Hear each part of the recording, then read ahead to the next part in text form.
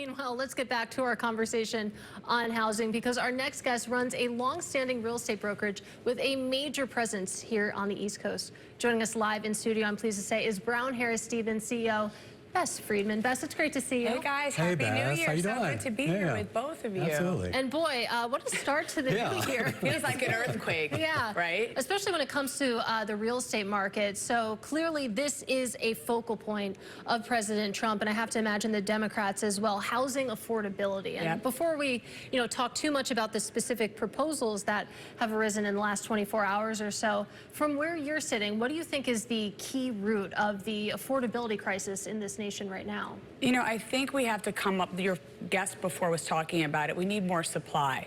And so I think we have to have less restrictive zoning. Things like the City of Yes that Mayor Adams got passed is a great way to start.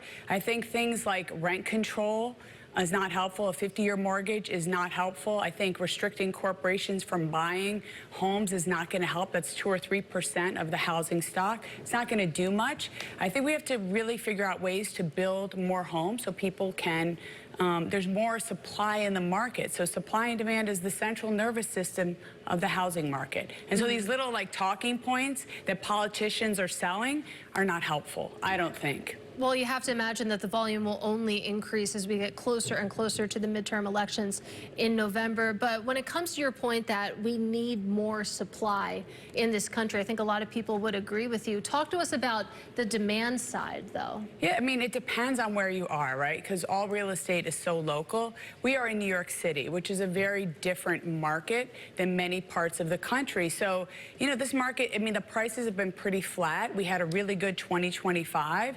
It was recovering from 2024. It was challenging, but much better. More people got into the market. And rates do play a part, but not as much as the rest of the country because it's more discretionary, so people pay cash. But when rates come down, you see more buyers get into the market, and you see sellers willing to list their homes because they've got a lock-in rate of like 2 or 3%, so they've been holding back. But if it's at 5 or maybe 6, then maybe they'll get into the market. And so that's kind of what we've been seeing. Do you think we're going to see more inventory in the New York area, at least in the markets that you cover, relative to the last couple of sort of spring selling seasons, if you will? I think little by little. You're not going to see anything explosive. I do not see that. I see little trickles of more inventory coming in. It's slow and steady progress, but it's going to take time.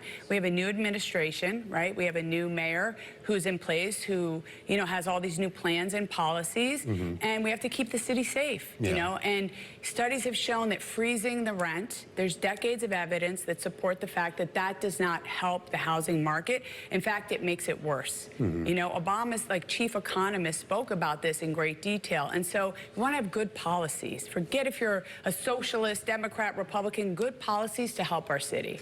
Do you worry at all? I mean, you deal with a lot of high net worth individuals, and there's been a lot of just anecdotal evidence, no real data saying that, people are going to flee New York because of some of the potential policies that the new mayor might implement. Have you gotten any sense that there would be any sort of real migration by some of those folks out of the city? There has been a drop of it. Some people have decided that, they may move or they're going to leave. We saw California news today that a lot of people are leaving because of that big tax. But it's still unwritten, and it's hard to say. If safety starts to falter in New York City, you will see people leaving. Affordability, yes, is important, and that's why Mayor Mamdani won.